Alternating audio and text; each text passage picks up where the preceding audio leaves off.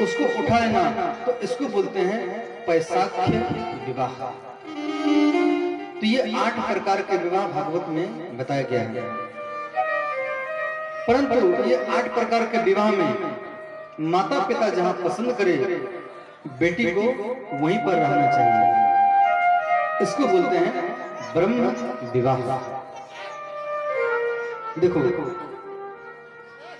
माता पिता को बेटी बहुत प्रिय होती है और पिता अपने मन की बात पुत्र को नहीं बताएगा, पिता अपने मन की बात बेटी को ही बताएगा। बेटी ससुराल में रह करके जितना पिता का सेवा करते हैं, बेटा पास में रह करके उतना सेवा नहीं करता है। इसीलिए बेटी पिता को बहुत प्रिय होती है और घर में केवल बेटा ही बेटा हो, बेटी नहीं है, वो घर अच्छा नहीं लगता है। और जिस घर में बेटी हो, कन्या हो, तो वो घर का सुबह सुबह जंगला खिड़की आपको खुला मिलेगा, दरवाजा साफ मिलेगा। परंतु जिन घर में बेटा है तो दरवाजा आपको बंद मिलेगा, तो दरवाजा बंद मिलेगा, जंगला खिड़की बंद मिलेगा और वहां पे झाड़ू भी लगाया नहीं मिलेगा। परंतु जिस घर में बेटी है वो सुबह सुबह जंगला खिड़की दरवाजा साफ सुथरा मिलेगा। और जिस घर में कन्या होती है, बेटी होती है, उस घर से कोई भिखारी साधु संत खाली हाथ वापस नहीं लौटता है। मान लो बेटा है, उस घर से साधु सन्यासी वापस लौट सकता है।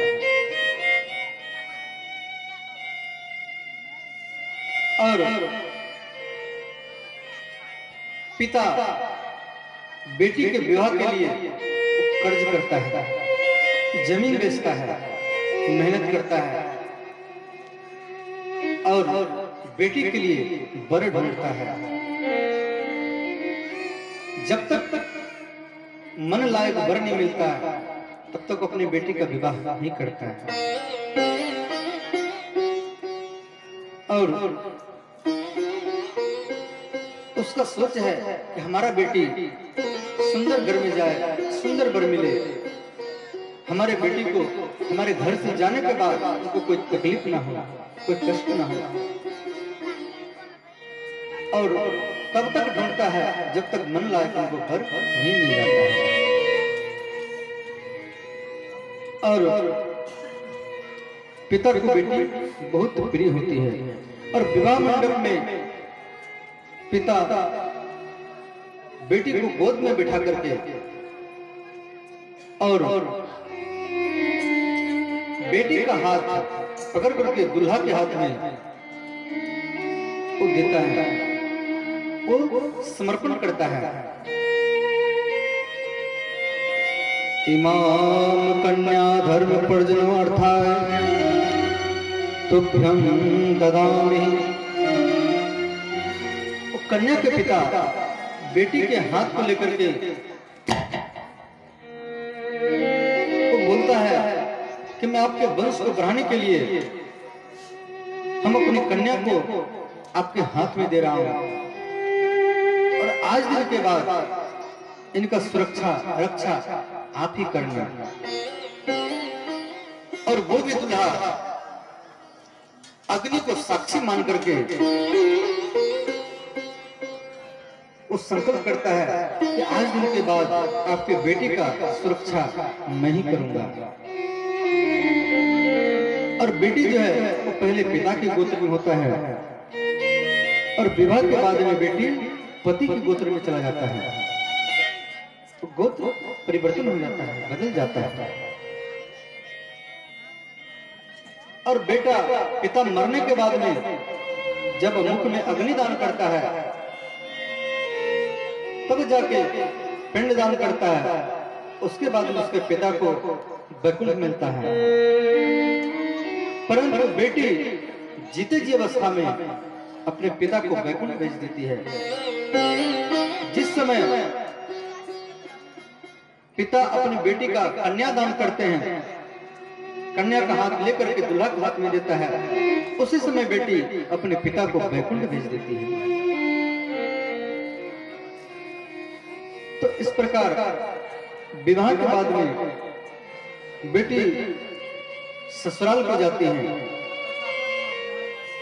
और बेटी के विवाह में अड़ोस पड़ोस भी रोते हैं, माता पिता रोते हैं, उसके भाई रोते हैं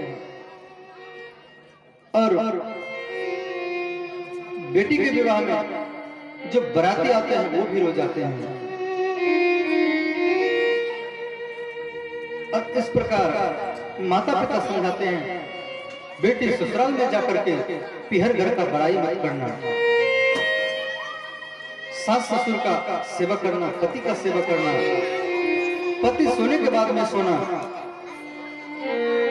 पति से पहले जगना,